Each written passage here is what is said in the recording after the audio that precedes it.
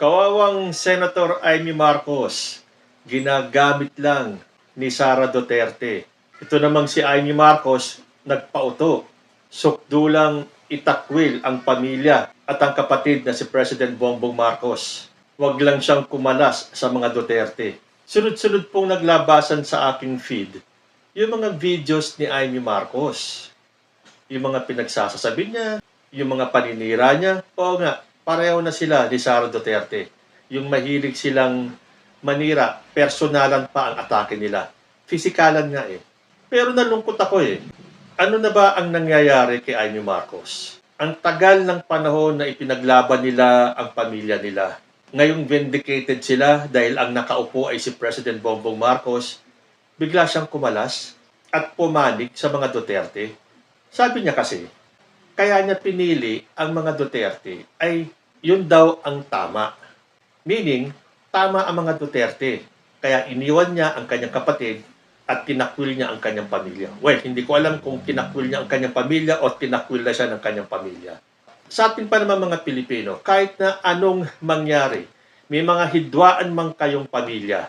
Pero pagdating sa kailangan nyo ng magbuklod at magkaisa bilang pamilya, masakit po makita si Amy Marcos sa ginagawa niya.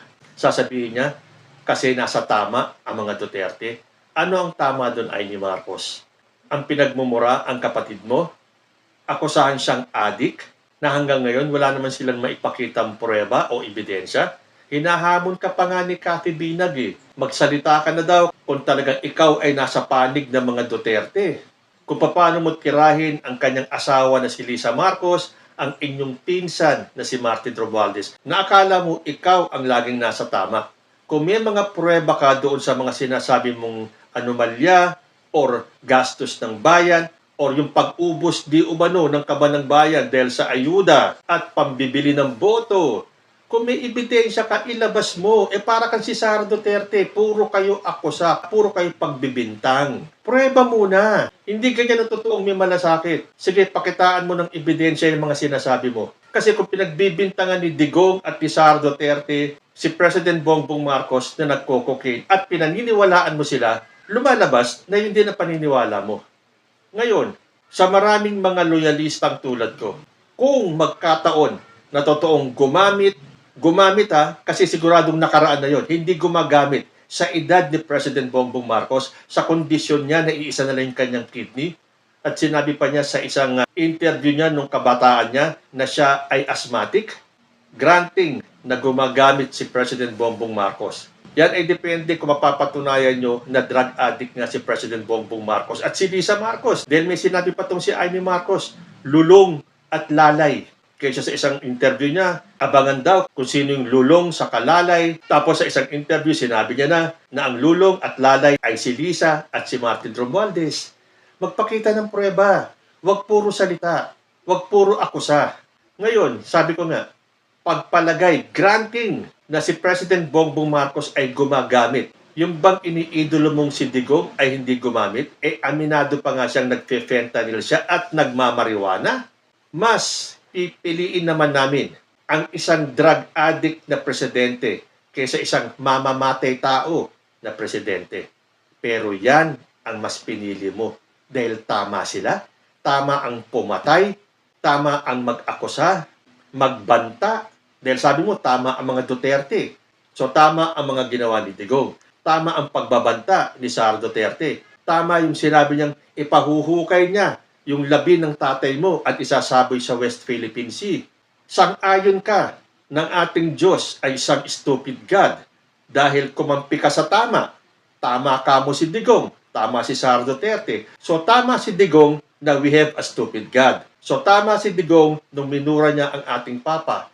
Tama si Sara Duterte nung pagbantaan niya si President Bongbong Marcos, si Lisa Marcos, si Martin Romualdez. Hindi kaya inggit lang yung nasa iyo, Amy Marcos? May sinabi ka pa nga sana ikaw na lang ang nagpresidente. O di sana ikaw na lang nagpresidente noong 2022. Hindi mo na lang sana kinaladkad si Bongbong Marcos sa gulong ito. Ikaw na lang sana ang tumakbo, katandem ka ni Sara Duterte. Pinabayaan mo na lang yung kapatid mong tumakbo kung sino man ang gusto niyang maging katandem. Ngayon, porke hindi nasunod ang gusto mo at ni Sara Duterte na pagbigyan lahat ng kapritsyo ninyo na Bongbong Marcos, iyan ang nangyari sa inyo. Sinabi pa nga ni Sara Duterte na hostage ka niya, na ikaw ang magpapauwi sa tatay niya. Kasi ang kapatid mong si Bongbong Marcos ang nagdala sa dahig, ikaw ngayon ang may mabigat na responsibilidad na iuwi dito ang kanyang tatay. So ikaw naman, nasa iyo ang bigat na kailangan mong iuwi nga yung tatay niya. O hindi ba ginagamit ka ni Sara Duterte? Ipinagdasal mo pa nga yung kapatid mo na sana mabuksan ang kanyang isipan. Hindi kaya dapat ikaw ang dapat mabuksan ng isipan.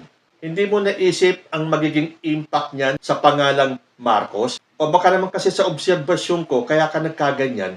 Kasi paglipas ng panahon, nasa history ang pangalan ni Apo Lakay ng tatay mo. Malalagay din sa history ang pangalan ng kapatid mo na si Bongbong Marcos. Ikaw, wala. Ilalagay lang sa history na naging senador ka.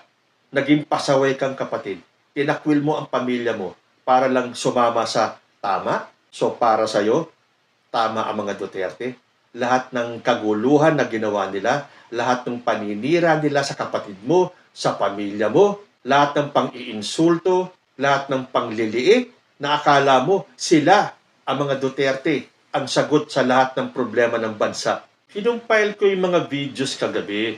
Hindi ko na sana ipanonood sa inyo kasi may stress lang kayo talaga. Na akala natin yung ganyang gulo nangyayari lang sa mga ordinaryong pamilya, yung outside the public eye. Hindi Nagawang gawin ni Amy Marcos yan. Bakit? Dahil pumanig siya sa tama.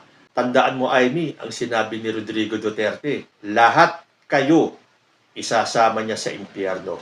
At magsama-sama kayo doon kung saan ang presidente ay si Sara Duterte. Malamang ikaw ang magiging vice president. Dahil sa isang interview kay Digong, sinabi niya, kung siya ang papipiliin, mas gusto niyang pumunta sa impyerno. Pero ipapanood ko pa rin po sa inyo yung nakumpile ko mga videos ni Amy Marcos. Nasa bandang huli naman ng video to So kung ayaw niyong makita itong pinagsasabi ni Amy Marcos, skip niyo na lang po. Pero kung gusto niyong makita kung paano nag-iba ang isang Amy Marcos, pati the way ng pananalita niya, ng paninira niya, Duterte na talaga. Panoorin po natin. At alam ko ang pag-uwi ng ating Pangulo, ng ating minamahal na Tatay Digong, ang siyang pinakamagandang birthday gift sa ating Vice Presidente, Inday Sara Duterte. Kaya bigay na natin ang birthday gift na may iba dyan na nagalit sa akin. Ang malalaking opisyal sa administrasyon, mga kamag-anak ko, pati ang aking kapatid ay galit na galit po sa akin. Ngunit kung nagulat kayo sa mga pangyayari, mas lalo ako nawalan ng loob. Pagkat para sa akin, nakita ko na ito. Linapastangan din ng aking ama at tinangay kami sa ibang bansa. Pag pumunta ka sa dahig, mararamdaman mo, kasi ang lungkot-lungkot doon, kawawang-kawawa talaga ang dating Pangulo. Ngayon pang tumanda at may sakit, diyan pa nagka-problema at mag-isa. Ang Pangulo ng Pilipinas, buksan po ninyo ang kanyang mga mata at bigyan niyo siya ng kaliwanagan ng pag-iisip. Gisingin niyo po siya at ilayo sa mga demonyong nakapaligid sa palasyo.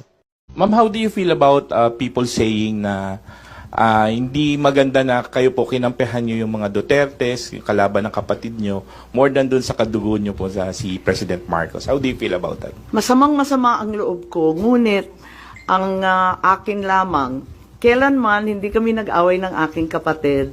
Yung mga amuyong sa palasyo, yung mga nariyan, yung mga lulong, ayun, sila po ang ating kaaway. Ma'am, sino daw yung lulong? Abangan po ninyo. Abangan po ninyo. Romualdez po yun at Araneta, sila yung lulong at lalay. nyo, dapat imbes na linusta yung kabanbayan, ako na magsasabi, masama man ang loob ko, masama man ang loob ninyo, kahit kapatid ko ang nakaluklok sa poder, ang totoo, sayang ang pinaggastosan ng ating bansa, inubos bilyon-bilyon sa ayuda at pamimili ng boto. Sabihin na natin ang totoo. Ang halalan ay talagang, tama, inaaway na naman po ako ni BP. At parating sinasabi, paltan mo na kasi yung apelyido mo. Sabi ko, ang problema, yung nakaupo, walang apelyido kasi tambaloslos. Romualdez po yun at Araneta, sila yung lulong at lalay. Kung saan man ako pumupunta, dinadala-dala ko siya. Kasi sinasabi ko sa kanya, hindi ako ang magbabalik kay dating Pangulong Duterte sa Pilipinas. Dahil ang kapatid mo ang nagpadala sa kanya sa Hague, ikaw ang magbabalik sa kanya sa Pilipinas. Ayan, ano ang masasabi nyo? Tama ba ako sa aking obserbasyon na ginagamit lang ni Sara Duterte si Amy Marcos?